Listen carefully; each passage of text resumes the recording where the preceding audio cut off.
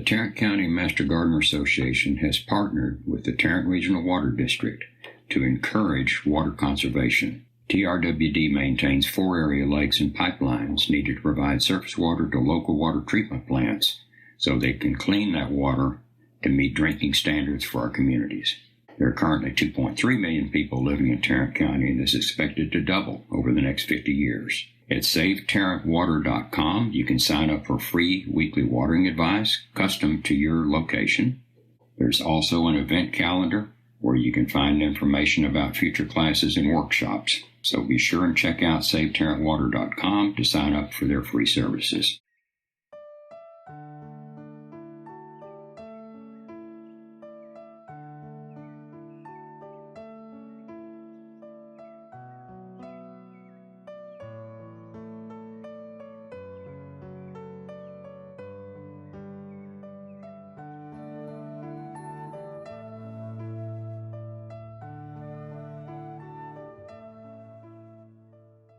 Welcome to my house or my home on the lake. My name is Gay Larson. I started out my gardening career as a Tarrant County Master Gardener in 1997. I think around 2000, 12 of us, called the Dirty Dozen, started the Parker County Master Gardener Association. I have somewhere to garden every day, and it makes me very happy. I love container gardening here at our home. In our landscape, I have over 100 pots scattered out in the front and the back of our property. Regular gardening is the most important aspect of container gardening. It takes an hour to water each side. Nothing upsets me more than if I forget to water sometimes, and I go back and I'm like, oh my gosh, this plant died because I forgot to water it. So you have to be diligent with containers when you water. I will show you how to be successful with container gardening. It is so much fun and rewarding. There's no need to spend a lot of money on your containers. I have planted annuals in abandoned water pipes and sewer pipes. Container planters are heavy. I usually don't take those into the greenhouse because they are very heavy, and what I do is take the plastic pot that the plant comes in and I stick it in the concrete planter when the frost comes, usually November 15th, and I'm always excited if I get to first part of December and don't have to put my plants away. They are my babies, and I just do not want to not see them. Take the plastic pot out, just put it in the greenhouse and save it. Then next year, take it and stick it back in the concrete pot. Add some mulch on the top. The only thing is, after about maybe 5 years, you'll have to go in and cut the plant roots of the plant in half because it gets root bound. The plant will tell you it by the way it needs watering.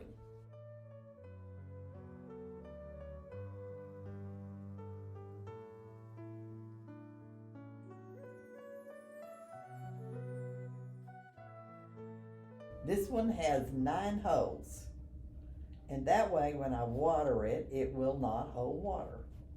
One of the quickest ways to kill a container plant is to not have holes and not have good drainage. Core material, this is what I'm using. You can cut it and stick it in the bottom of a hanging basket. You can buy this in rows at Home Depot or Lowe's, or most nurseries will have this product. It is coconut core, and it will hold the soil in the container. I will cut the excess so it won't show after I plant. Let me tell you a little secret. Hanging baskets dry out quickly. There's not much room for soil, so they get dry quicker. They make a product called water storing crystals. Another brand is soft moist granules.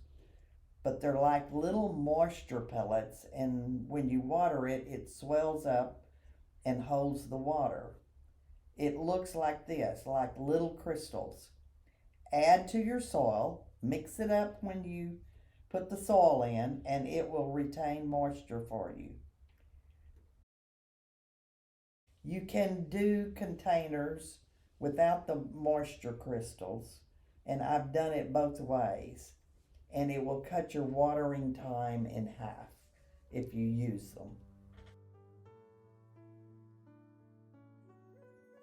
I'm going to make my own soil instead of, if I'm going to make my own soil instead of buying a finished product soil, I will use topsoil, regular topsoil, compost, and perlite or vermiculite. I mix it all up, add the water crystals to the soil, and then I will have a perfect blend of potting soil. And I will save myself money. Would be 1/3 soil, 1/3 compost, and 1/3 of perlite or vermiculite. A third, a third, a third. Okay, this is perfect right here. You can't go wrong when you buy this soil. It's expensive, but the plants love it. Okay, always use a trowel. So you don't use your hands. Always wear gloves. You notice I don't have mine on. I know many people who have gotten infections in their hands from not wearing gloves, but I just like to feel my soil, so I don't have mine on. I'm going to add these soil in my container, and then I'm going to think about the placement of my plants in the container and how much soil I will need. If you put too much soil in your container, when you water it, the water just flows off the sides and doesn't go down to the roots. And you'll lose that plant if you do that. So always leave a little lip at the edge of your container. Okay, the placement of your plants and the color are important, I think. The texture of the plant that you're going to put in the pot is important also. In something that is long like this, to have all the same height plant in your container. It doesn't work well to have different heights in a long, narrow planter. When I went to buy my plants, I wanted my fall color, so I bought marigolds, snapdragons, petunias, and pansies. I love yellow pansies. They are my favorite. When you're putting your container together, you don't want all of your colors on one side. You want, say, the yellow on one end and the pink on the other end. And you just kind of need to mix them up. Okay, this is a spiller plant. It's a lissome, and it will spill over the sides of the pot. It gives balance to your container. I don't want all of my spillers all on the same side. When you get finished planting your container, you want to trim your core off so that it does not show. After you plant your plants, you need to remember that the soil has air pockets. So even if the soil is wet, you still need to water it in so you can get rid of the air pockets that are around the roots. If you want roots to be touching the soil, you want your roots to be touching the soil, you don't want air pockets. So even if your flower beds are wet, you still need to water your plants every time, even if it's rained. Okay, anyway, now the planter is planted and you can choose a place of prominence and enjoy it until you take it inside the greenhouse for the winter. Fall plants are in nurseries now, and there's a lot to choose from. I like alyssum because it can be a spring and a fall plant.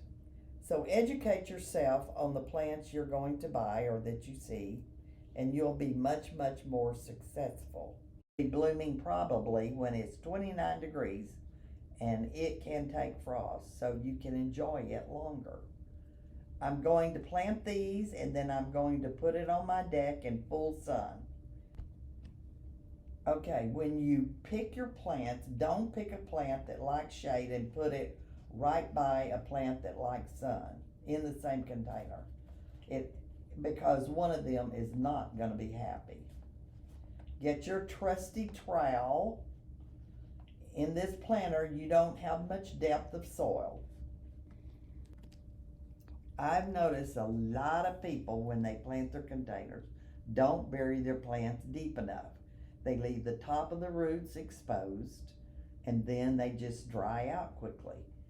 You always need to be aware of how deep to plant your plant so your soil ball is covered. I've watched a lot of videos on YouTube recently, and in other parts of the country, they call these containers cans. In Texas, we call them containers. This is a pansy, and it will last probably until 20 degrees. You turn it over like this. Don't ever hold it by the plant itself. And then you plant and then kind of smoosh it down to anchor it.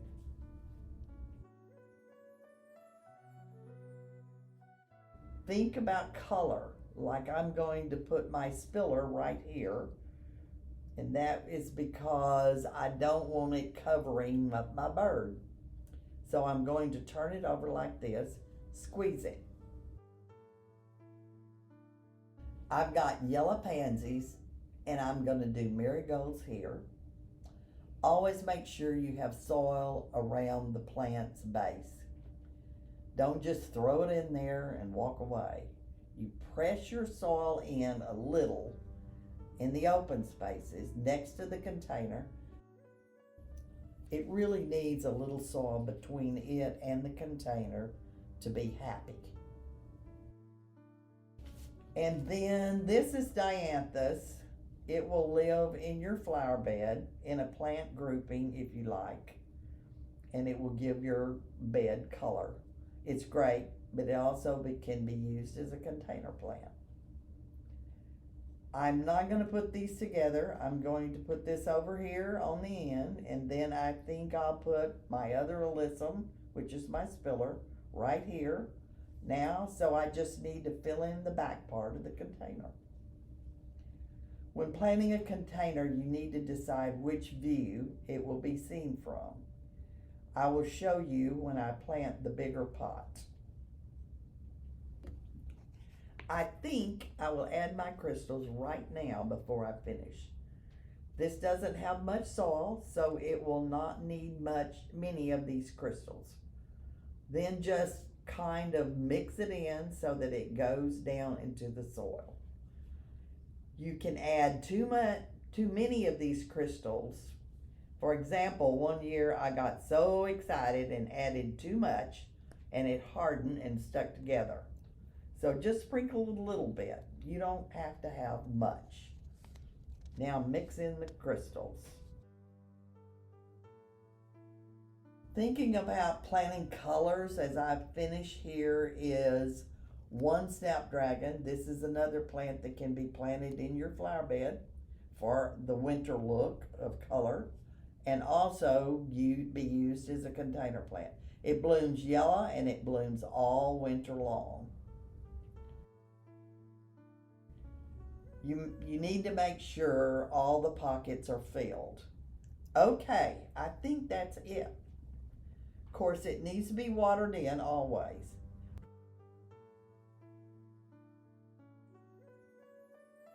It will help you to know that these water crystals will help you with your overwatering and your underwatering. A good side note is this product was invented by a Tarrant County Master Gardener, I think in about 2000. I went to his shed one time in Arlington and he had bags of it for sale. And it was his design and his creation, and I am thankful for it. In planting containers, you don't have to be overly concerned about how many plants are in your container. You do need to think about how large they will become. This alyssum will flow down and grow this way, and the others will do great. This polypot is lightweight, so when my husband has to move it to the greenhouse in the winter, he doesn't gripe too much. I make sure that it has holes in the bottom for drainage, and I remember that it's black and it's going to have more water. Whereas if it was white, I wouldn't have to water as much. This planter holds a lot of soil, so I have a lot of plant choices. I have to think about how it will be seen. Will it be seen from all sides? Do I need to back it up to something, or will it be seen from 3 sides? That will help me decide on the placement of all my plants. When you go to buy your plants, you need to have a thriller, a filler, and a spiller. I just love that. That was created by a horticulturist that was over the Dallas Arboretum. It's been like 15 years ago when I thought that was such a cute idea to tell everybody. So I've used it a lot when I do a container class. You need something tall, you need something to fill in around that, and then you need a spiller for over the sides. If it's going to be seen on all sides, the spiller can be randomly placed all around. If you like concrete pots that have a hole in it that's the size of your thumb, your soil is going to fall out. You might want to put a rock or something under the container when you put it in your flower bed to lift it up so that that hole will not get stopped up. Remember, as you water and you look at your plant and all of a sudden it's dead and you wonder what happened, that heavy pot is smooshed down and stopped up the hole. There's your problem. Even though you're watering it, it's not draining out. If you have a heavy pot, you lean it over and you can take a piece of rebar and go up there and where the drainage hose is and unstop it so that it will drain. This has happened to me many times. So in these situations, you need to put rocks in the bottom so the soil won't pack down in the drainage hole. If you have a container that has small holes, you don't have to worry about that. If there's one large hole in the middle, I like to put either a piece of core, a coffee filter, a screen, anything to hold the soil in so it won't stop up that hole. But this one is not necessary because the holes are not very large and there are many holes for drainage. A lot of people don't like to buy a lot of soil to put in a pot. So they'll put things in the bottom like styrofoam, tin cans, or anything you can have to fill up the space so you won't have to purchase the soil. But I was watching a video on YouTube of a girl and she wondered why some of her plants had not done very well. And she said the ones that had the styrofoam or the cans in the bottom did not do as well as the one with soil. And if you think about it, it's simply because styrofoam and cans don't wick up water, but soil does. So you just really need to fill the whole container with soil. Plants need soil. When you add soil, try to decide how much soil you're going to need and how much spacing you're going to need. You need to leave a pretty good sized lip around the sides of the pot. You need to leave enough room for your mulch.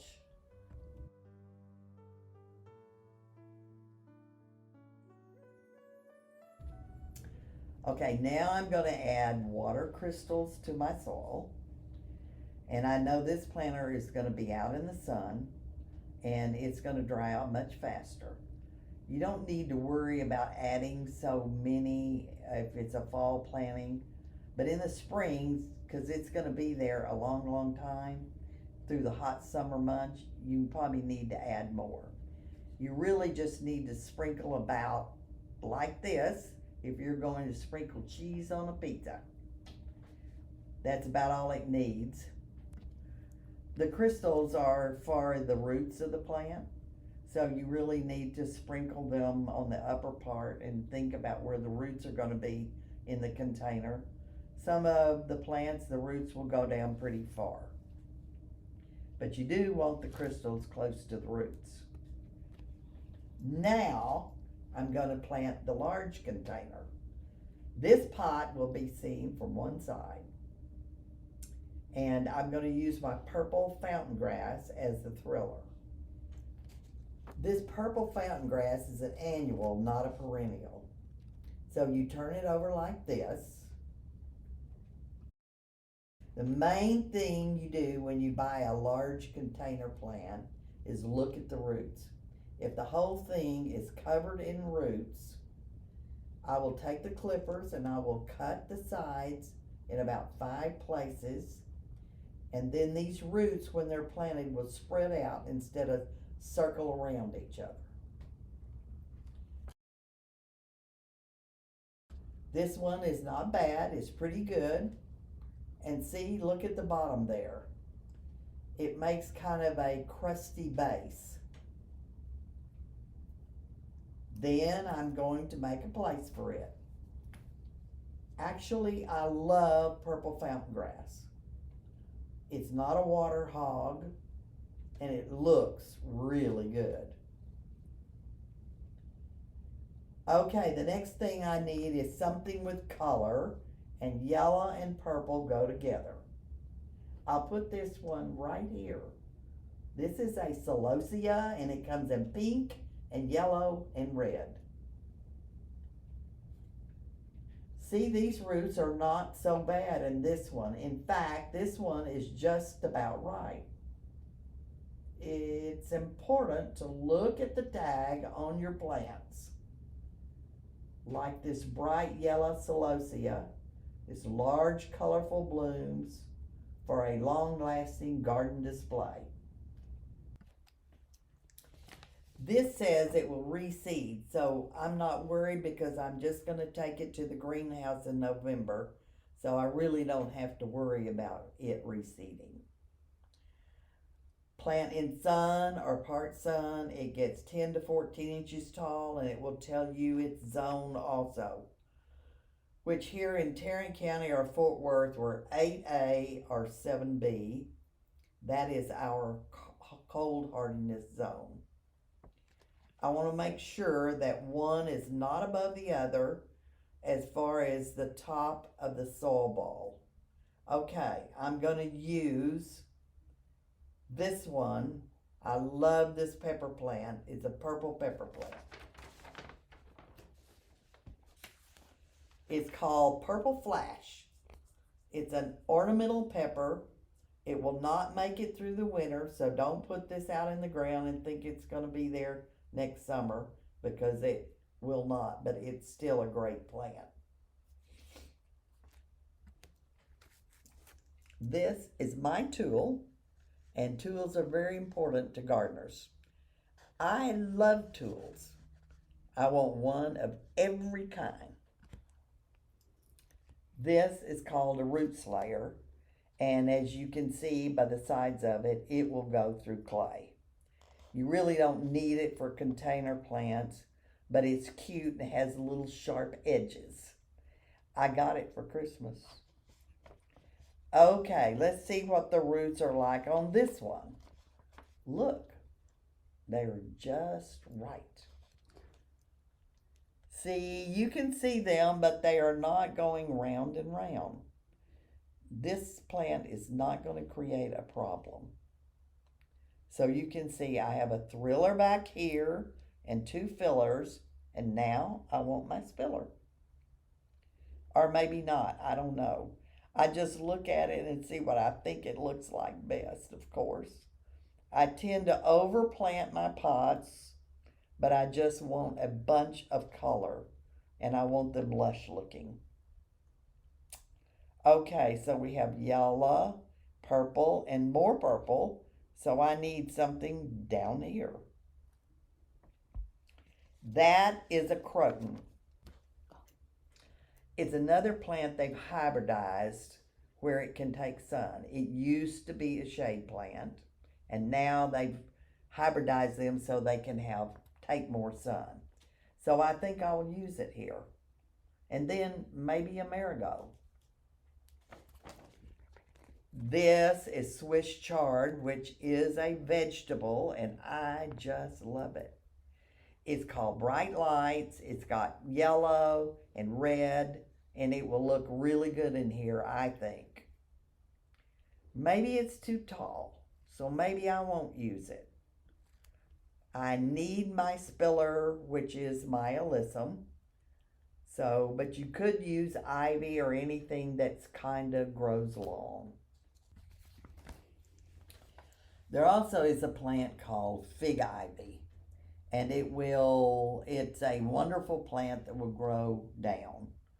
And there's a new purslane that drapes down and blooms a double bloom. I just bought that plant this year, and it's great. And it would make a good spiller also. So I think I need to move this one up and put this one behind. So I'm going to have to redo it a little bit. I'm going to put my Swiss chard back here, and then I may not use the pepper. Let's see what the roots look like. Perfect. Does it look all right? I don't think I want pink in here. What do you all think? I guess that would be all right. Maybe this would work right here. Once you get to this point, you need to walk around to the front and look and see what's going on and what it looks like. I think the purple plant is too big. I really think it's too big. So I'll have to replace it with the petunia. If you purchase alyssum and put it in your car, and on the way home you smell something wonderful, that's the plant. It smells so good. This one's fine too. Once again, once you get it planted, you want to water it in. This planter is quite large and a dark pot, and I feel like it will need mulch on the top of it. I tell my master gardeners when I give classes, mulch is like fingernail polish. It's the finishing touch on a beauty routine. Gardening is good. It's a workout. Okay, now I'm filling up the spaces. I am kind of pushing them down, but not too hard. Really, I've been asked about which mulch is the best, and I don't think the plant knows. I've used many different mulches, the native, the cedar, pine bark mulch. My favorite is cypress mulch, and I really can't tell the difference after I use them. They all work to conserve water and heat and the cold to reduce the variation in the temperatures of the roots. Most plants like even temperatures, not real hot, not real cold, so this helps to protect them. Kind of like your insurance policy. Okay, I think I got just the right amount of soil in here. When I water it, it's not going to run over the side. Okay, let's see how that looks. Okay, this one is not quite right. Okay, it will look good in about a week.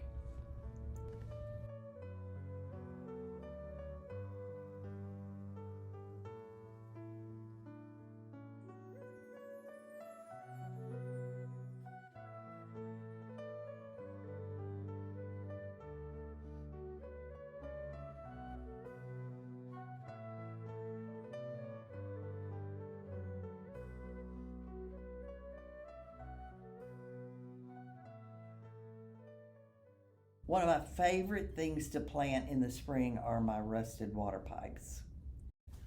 They were given to me by a gentleman who was going to recycle them, but I told him that I would like them, and he gave them to me, and I plant them in the spring to add color to my flower bed.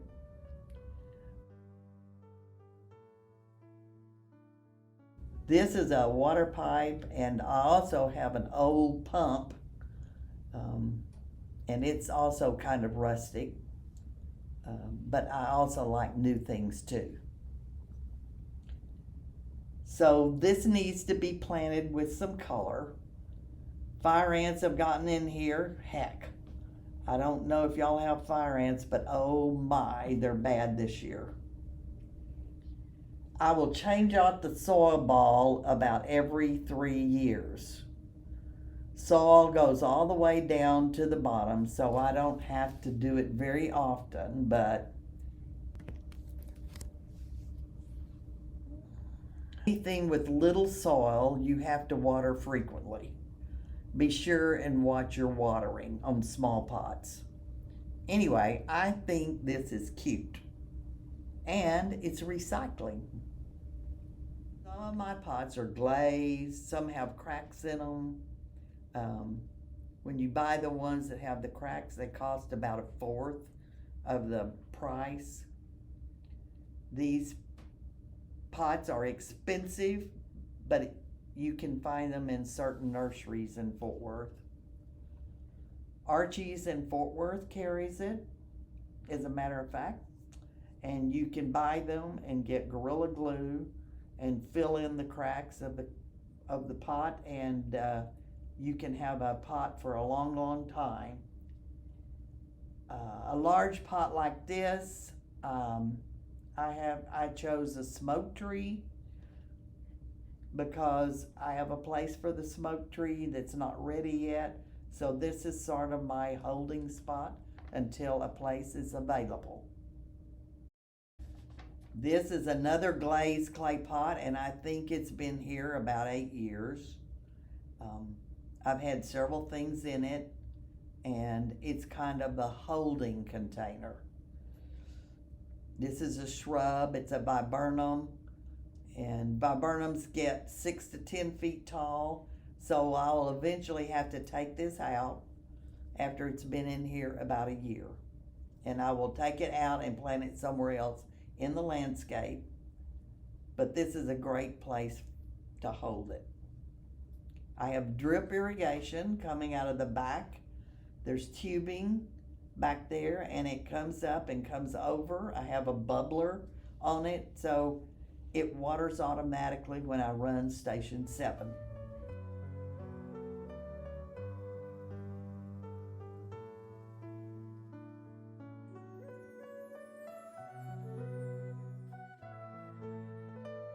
What I do every year is I do a fall kiosk, and I send out an email to all my neighbors as their neighborhood nanny.